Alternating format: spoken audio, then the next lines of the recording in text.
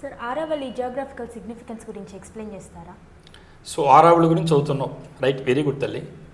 ఆరావళిస్ అనేటువంటిది ఇక్కడ చూసినట్టుగా oldest plate range in India. మీకు తెలుసు, మీకు ప్లేట్స్ అంటే తెలుసు. ఇక్కడ ఒకసారి టేక్ ఫర్ ఎగ్జాంపుల్ ఇక్కడ చూడండి మీరు, Gujarat, Rajasthan, Haryana near to Delhi end అయింది మనకి. కాబట్టి ఇది ఒక మౌంటైన్ రేంజ్లో ఒక నార్త్ వెస్ట్ ఇండియా అంటారు వీటిని. మీరు జియోగ్రఫీలో చదువుంటారు ఆల్రెడీ, సో మళ్ళీ చెక్ చేసుకోండి. కాబట్టి మనకు ఉండేటువంటి వరల్డ్లో ఉండేటువంటి ఓల్డెస్ట్ మౌంటైన్ రేంజ్లో కూడా ఒకటిగా మనం భావిస్తాం ఈరోజు మన ఆరావళి అనేటువంటి సిగ్నిఫికెన్స్. దాదాపు ఇక్కడి నుంచి ఇక్కడ వరకు చూస్తే 670 కిలోమీటర్స్ ఉంది. 670 కిలోమీటర్స్ అంటే అప్రాక్సిమేట్గా చెప్పాలంటే 430 మైల్స్ వస్తుంది మీకు ఒకసారి 700 ఇవ్వచ్చు ఎగ్జామినేషన్లో. కాబట్టి 670 కిలోమీటర్స్ వస్తుంది, సౌత్ డైరెక్షన్లో ఉంది. అదేవిధంగా దీంట్లో అనేకమైన రిడ్జెస్ ఉంటాయి, పీక్స్ ఉంటాయి. అలాగనే మనకు ఇవి ఎంతవరకు విడుతు చూస్తే సమ్ టైమ్స్ 6 మైల్స్ ఉంటే సమ్ టైమ్స్ 60 మైల్స్ ఉన్నాయి. సో ఈ విధంగా ఆరావళి యొక్క దాంట్లో జియోగ్రఫికల్గా చూసినప్పుడు మనకిది ఇక్కడ ఉండేటువంటి దాంట్లో హైయెస్ట్ పాయింట్ కూడా ఎగ్జామినేషన్ అడుగుతుంటాడు. దీన్ని గురు షికార్ అంటారు. ఏమంటారమ్మా? గురు షికార్ అంటారు. ఇది ఎలివేషన్ ఎంత ఉందంటే 5650 ఫీట్ ఉంది. ఇది దీని గురించి జియోగ్రఫికల్ సిగ్నిఫికెన్స్. మరి ఇక్కడ చూసినప్పుడు అనేకమైన రివర్స్ దీంట్లో ఉన్నాయి. ఉదాహరణకి బనాస్ అనేటువంటి రివర్ ఉంది, సాహిబి. ఈ రివర్స్ కూడా ఏంటంటే ఈ యమునా తెలుసు కదా నీకు, యమునా రివర్కి ట్రిబ్యూటరీస్ అంటే ఉపనదులు అంటారు ట్రిబ్యూటరీస్ అంటే. అదే కాకుండా మనం చూస్తే లూనీ రివర్ అని ఉంటాం, ఇది రాన్ ఆఫ్ కచ్కి వస్తుంది. ఇది కూడా ఆరావళి ఉంది. అంటే ఎంత సిగ్నిఫికెన్స్ అంటే మెయిన్ రివర్స్ అన్నీ కూడా ఇక్కడ మనకు కనిపిస్తున్నాయి. సో అలాగనే మనం చూసినప్పుడు ఇవన్నీ కూడా మనకి ఎలా ఉంటుందంటే వీటినంతా కూడా మనము ఈ ప్రోటోజోయిక్ ఎరా ఏమవుతుందో అక్కడ ఫామ్ అయినట్టుగా భావిస్తారు. అంతేకాకుండా ముఖ్యమైన అంశం ఏంటంటే దీంట్లో అనేకమైనటువంటి వాల్యుబుల్ మినరల్స్ ఉన్నాయి, కాపర్, జింక్, లెడ్. సో ఈ విధంగా ఈ మార్బుల్ ఇలాంటి అన్నీ కూడా ఈ ఆరావళిలో కనిపిస్తున్నాయి. ఇది జియోగ్రఫీలో నువ్వు ఆల్రెడీ చదివే ఉంటావు, అయినా అడిగినావు కాబట్టి చెప్తున్నాను. దీంతో పాటుగా జియోలాజికల్ సిగ్నిఫికెన్స్ చూస్తే ఇప్పుడే చెప్పాను నేను, ద ఓల్డెస్ట్ అన్న. ఓల్డెస్ట్ ఎంత ఓల్డెస్ట్ అంటే నీకు ఇక్కడ అర్థం ఏంటది, 3.2 to 2.5 billion years back. 3.2 to 2 billion years back Archaean period, Archaean ఎరా అంటారు, అలాగే ప్రోటోజోయిక్ ఎరా అంటారు. అప్పుడు ఫామ్ అయినటువంటి వరల్డ్లో ప్రపంచంలో ఉన్నటువంటి అత్యంత ప్రాచీనమైనటువంటి దాంట్లో రేంజెస్లో ఆరావళి రేంజెస్ని చెప్పుకుంటాం. మరి అదేవిధంగా ఎట్లా ఏర్పడిందంటే టెక్టోనిక్ ప్లేట్ కొల్యూషన్స్ అంటే ఇట్లా. ఇక్కడ మనం చూస్తే నీకు ఇక్కడ కనిపిస్తుంది ఇలా టెక్టోనిక్ మూమెంట్స్ తెలుసు నీకు. సో ఈ విధంగా అవి కొల్యూషన్స్ వల్ల ఒకదాన్ని ఢీ కొట్టుకోవడం వల్ల, అలాగనే మనకి వాల్కానిక్ యాక్టివిటీ వల్ల, ఎరప్షన్స్ వల్ల ఈ విధంగా మనకు మిగతా మోడర్న్ కాంటినెంట్స్ ఉండేటువంటి ఇవన్నీ ఏర్పడకముందే ఏర్పడినటువంటి అత్యంత ప్రాచీనమైనటువంటి జియోగ్రఫికల్ సిగ్నిఫికెన్స్ ఉండేటువంటిదే ఆరావళి మౌంటైన్ రేంజెస్. సో మరి ఇవన్నీ ఎలా ఉన్నాయంటే హిమాలయాస్ ఉన్నాయి, చూస్తుంటుంది మనకి హిమాలయాస్. ఈ హిమాలయాస్లు ఫోల్డెడ్ మౌంటైన్సే, అంటే తెలుగులో ముడత పర్వతాలు అంటారంటే ఫోల్డ్ అయినాయి. టెక్టోనిక్ ప్లేట్స్ ఇలా చేయడం వల్ల, కొల్యూషన్ వల్ల ఇలా ఫోల్డ్ అయ్యి ఇలా వచ్చి ఏర్పడ్డాయి జియోగ్రఫీ ఫార్మేషన్. హిమాలయస్ అటువంటివి. అయితే హిమాలయస్ ఇలా కనబడకుండా ఆరావళిస్ ఎలా ఉంటాయంటే హైలీ ఎరోడెడ్. ఇది ఇంపార్టెంట్ పాయింట్ ఇక్కడ. ఎందుకంటే ఎందుకున్నాయి అంటే ఎరోడ్ అయిపోతున్నాయి, అంటే అరిగిపోవడం ఉంటలా అలా అయిపోతున్నాయి. ఎందుకో మాట్లాడితే విండ్ వల్ల, వాటర్ వల్ల, టెంపరేచర్ వేరియేషన్స్, ఇవి రీజన్స్. కాబట్టి గాలి, విపరీతమైన గాలి వల్ల, అలాగే వాటర్ వల్ల, అలాగే టెంపరేచర్ వేరియేషన్ వల్ల అవుతున్నాయి. సో అదేవిధంగా మనకి చూస్తే అందువల్ల దీంట్లో రౌండెడ్ హిల్స్ గాను, రాకీ రిడ్జెస్ గాను, ఐసోలేటెడ్ పీక్స్ ఏర్పడడం జరిగింది. ఇది జియోగ్రఫికల్ సిగ్నిఫికెన్స్ ఆఫ్ ఆరావళిస్. ఫాలో అయినవా? ఇక్కడ కూడా చూడొచ్చమ్మా మీరు ఎలా ఉన్నాయి కూడా. ఒకసారి జియోగ్రఫికల్గా చూస్తే మీరు కొంచెం జూమ్ చేస్తాను, చూడండి ఎలా ఉంటుంది, ఐడియా వస్తుంది మీకు. ఇలా రిడ్జెస్ కనిపిస్తున్నాయి, పీక్స్ కనిపిస్తాయి, ఎరోడ్ కనిపిస్తాయి, అన్నీ కనిపిస్తాయి దీంట్లో మనకి. ఇవి ఆరావళి గురించి ఒక ఐడియా రావడానికి. సార్ ఇప్పటివరకు ఆరావళిస్ గురించి జియోగ్రఫికల్గా చూసాము, హిస్టారికల్ సిగ్నిఫికెన్స్ కూడా ఏమైనా ఉందా సార్? డెఫినెట్గా జియోగ్రఫికల్ సిగ్నిఫికెన్స్తో పాటుగా హిస్టారికల్ సిగ్నిఫికెన్స్ అంటే మొట్టమొదటి ఎక్కడికి వెళ్ళాలంటే ఏన్షియంట్ సివిలైజేషన్కి వెళ్ళాలి. As early as IVC Indus valley civilization, Sindhu లోయ నాగరికత అంటున్నాం.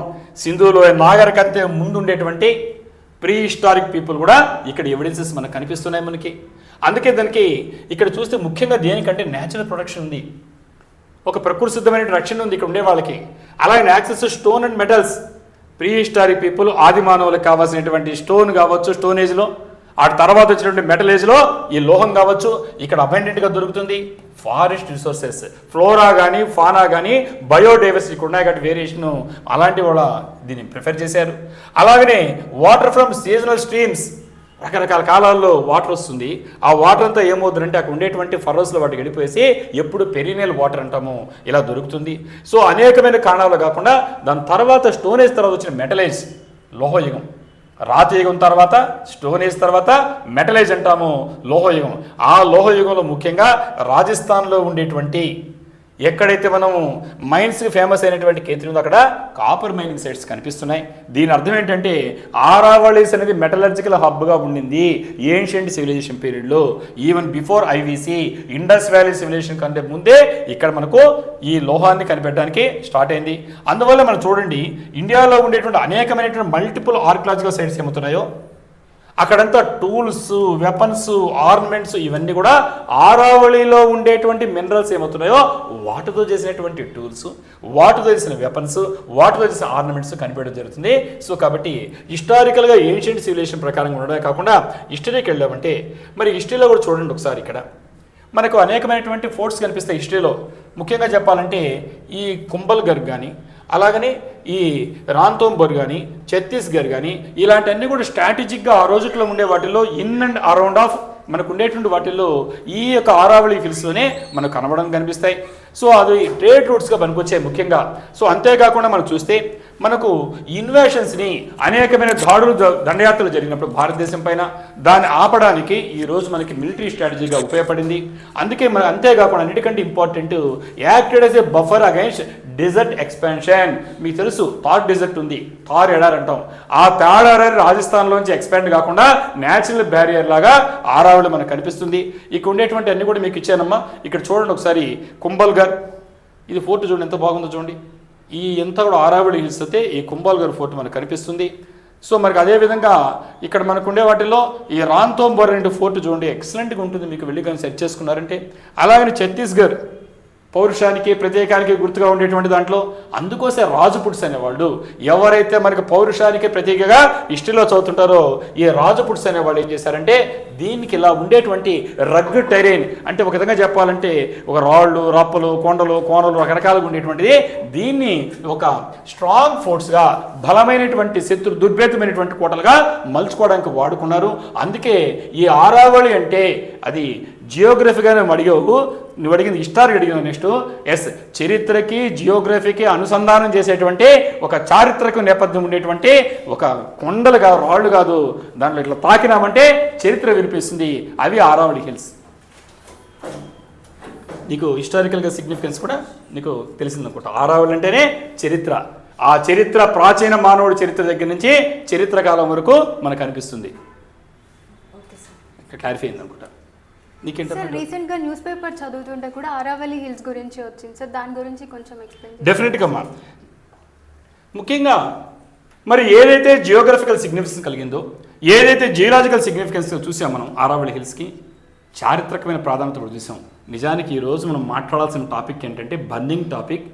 యూపీఎస్సీ కానీ గ్రూప్ 1 కానీ గ్రూప్ 2 కానీ రాసే వాళ్ళకి విద్యార్థులకి ఇక్కడ నుంచి రావడానికి అవకాశం ఉంది కాబట్టి ఈ టాపిక్స్ కూడా డిస్కస్ చేయడం జరిగింది. మీకు తెలియాలంటే మరి అంత చారిత్రక ప్రాధాన్యం కలిగినటువంటి ఆరావళి హిల్స్, అంత జియోలాజికల్గా జియోగ్రఫికల్గా సిగ్నిఫికెన్స్ కింద ఆరావళి హిల్స్ ఇవాళ వార్తల్లోకి ఎందుకు వస్తుంది అంటే ఎందుకు వస్తుందంటే ఇల్లీగల్ మైనింగ్. మొట్టమొదటిది అక్రమంగా మైనింగ్ చేస్తున్నారు. అక్కడ చెప్పాను ఎలాంటి ఖనిజాలు ఉన్నాయని చెప్పేసి, కాపర్ కానీ, జింక్ కానీ, లెడ్ కానీ ఇలాంటి అరుదైనటువంటి వాటిలో సమృద్ధిగా దొరికే ఆరావళి పర్వతాలు అక్కడ కన్నుబడింది. కాబట్టి ఇల్లీగల్ మైనింగ్ జరుగుతుంది, అక్రమ మైనింగ్ అంటాము. అలాగనే డిఫారెస్టేషన్. మరి అఫారెస్టేషన్ అంటే అడవులు పెంచడం, డిఫారెస్టేషన్ అంటే అడవులను నరికివేత. కాబట్టి అడవులు నరికే జరుగుతూ ఉంది. అలాగని ఎంక్రోచ్మెంట్, ఆక్రమణలు అంటే మనం చూస్తున్నాం ఏది వదలం, సినిమాలు చూస్తుంటాం. సో ఇక్కడ కూడా వదలకుండా ఎంకరేజ్మెంట్ జరుగుతుంది. అలాగే ఇన్ఫ్రాస్ట్రక్చర్ ప్రాజెక్ట్స్, డ్యామ్స్ కావచ్చు, రోడ్స్ కావచ్చు, ఇలాంటి కన్స్ట్రక్ట్ చేయడం వల్ల ఇవి ఎరోడ్ అయిపోతున్నాయి. సో అలాగనే క్లైమేట్ చేంజ్, ముఖ్యంగా పర్యావరణంలో అనేక మార్పులకి కారణమైనటువంటి ఇప్పటి వరకు బయోడైవర్సిటీకి, ఇప్పటి వరకు క్లైమేట్ ప్రొటెక్షన్ ఇచ్చినటువంటి ఘనమైనటువంటి చరిత్ర కలిగినటువంటి ఆరావళి పర్వతాలు క్లైమేట్ చేంజ్కి గురవుతున్నాయి. సో కాబట్టి ఇవన్నీ కూడా సీరియస్ థ్రెట్స్గా ఈ ఆరావళి హిల్స్కి ఉన్న, అందుకోసం వార్తల్లోకి వచ్చింది. ముఖ్యంగా చెప్పాలంటే ఈ ఎన్విరాన్మెంటలిస్ట్ అంటే పర్యావరణ శాస్త్రవేత్తలు హెచ్చరిస్తున్న మనల్ని ఏమని హెచ్చరిస్తున్నారంటే, ఇదే విధంగా కానీ డిస్ట్రక్షన్ కానీ జరిగితే ఆరావళి పర్వతాలకి కోలుకోలేని దెబ్బ జరుగుతుంది ఇండియాకి. ఎలా అంటే ఇర్రివర్సిబుల్ ఇకలాజికల్ కొలాప్స్. ఈ పర్యావరణం అనేది కోలుకోలే విధంగా దెబ్బతినేస్తుంది. అదేవిధంగా ఎయిర్ పొల్యూషన్ ఇప్పటికే మనం చూస్తున్నాం. మనం కూడా ఒక వీడియో ఇచ్చాను నేను. ఎయిర్ పొల్యూషన్ అంటే తెలుసు మనకు, ఈ వాతావరణంలో ఉండే కాలుష్యం అనేది ఇది కానీ కొలాప్స్ అవుతే, పర్యావరణం దెబ్బతింటే మనందరం కూడా దెబ్బతినే పరిస్థితి వస్తుంది.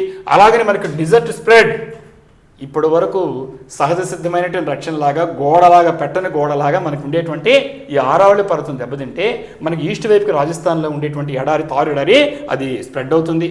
అందువల్ల మనకు సెవరల్ కోర్ట్ ఆర్డర్స్ ఉన్నాయి. అనేకమైన మనం ఈ యొక్క పర్యావరణాన్ని ధ్వంసం చేస్తున్నప్పుడు ఈ పర్యావరణ ప్రేమికులు, ప్రకృతి ప్రేమికులు, దేశం పట్ల ప్రేమ ఉండేవాళ్ళు కోర్టుకి వెళ్ళారు, ఆర్డర్స్ తెచ్చారు.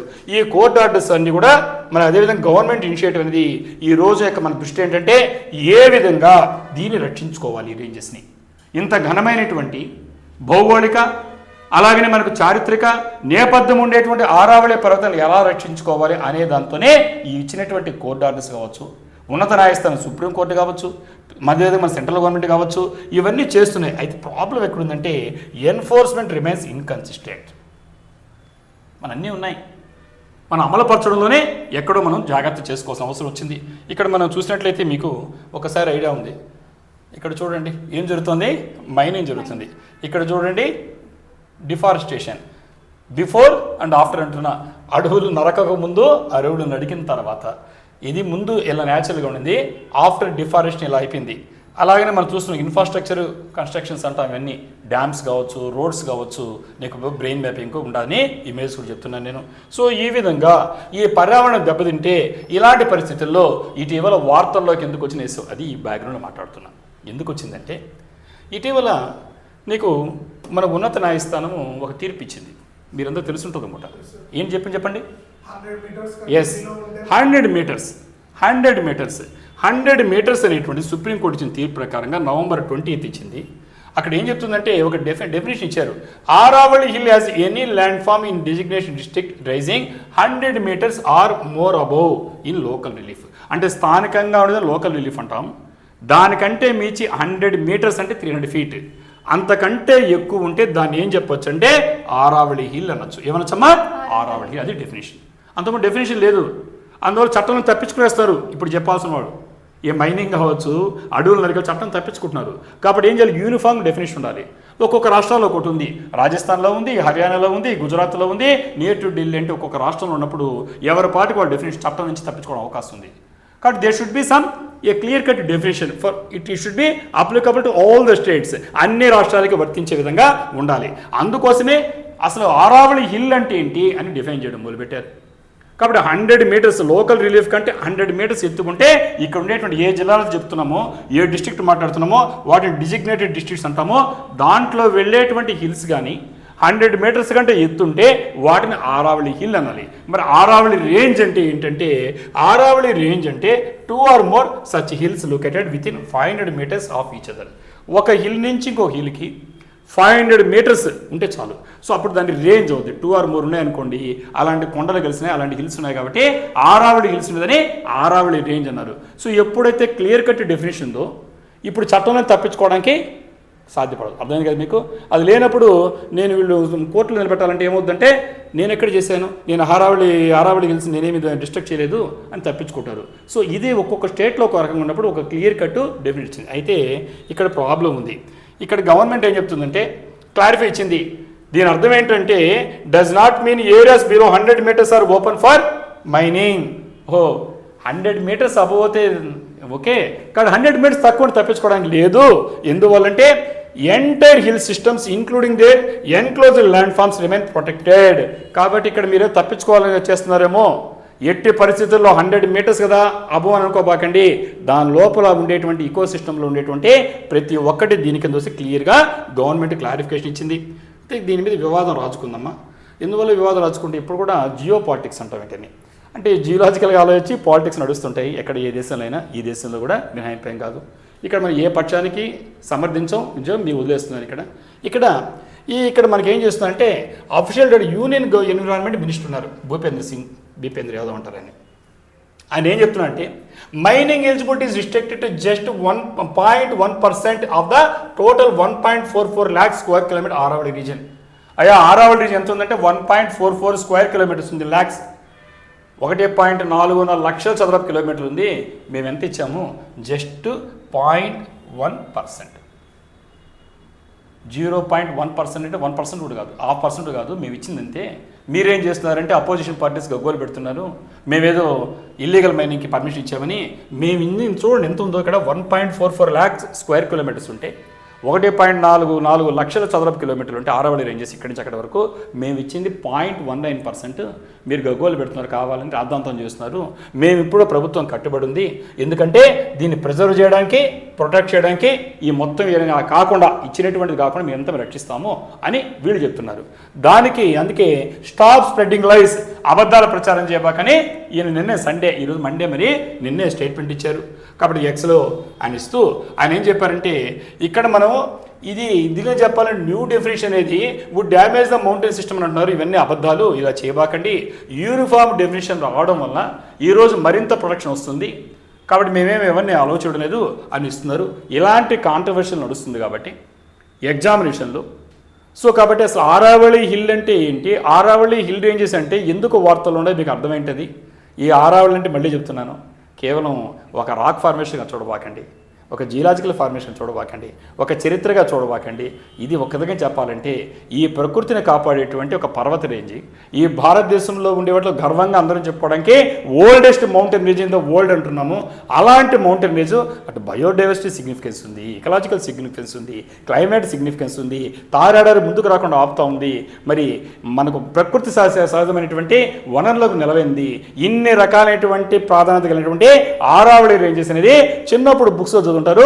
మళ్ళీ ఇలాంటి డిస్కషన్ వల్ల అందరికీ కూడా పర్యావరణవేత్తలకే కాకుండా ఇక్కడ సమాజంలో ఉండే ప్రతి ఒక్కరు కూడా ఒక సిగ్నిఫికెన్స్ అర్థమైంది అనుకుంటాను. మరి దీన్ని మనము ఎలా ప్రొటెక్ట్ చేస్తుందో గవర్నమెంట్ వెయిట్ చేయడం కాకుండా వాళ్ళతో పాటుగా ప్రకృతి ప్రేమికులుగా ఈ ప్రపంచంలో జరిగే ప్రతి ఇన్సిడెంట్ని మనంతా గమనించుకోవాలి. ముఖ్యంగా ఇంతమంది చెప్పినట్టుగా మీరందరూ కూడా యూపీఎస్సీ ఆస్పిరెంట్స్ కాబట్టి ప్రతి విషయాన్ని జియోగ్రఫీ చదివేటప్పుడు, హిస్టరీ చదివేటప్పుడు ప్రకృతి ప్రజెంట్ దాన్ని కాంటెంపరీ ఇష్యూస్ని మనం రిలేట్ చేసి చదవాలని చెప్పేసి కోరుతూ, నీకు అర్థమైంది అనుకుంటా, డౌట్స్ ఏం లేదు కదా? రైట్, ఇంకేమైనా డౌట్స్ మీకు? Right, thank you sir.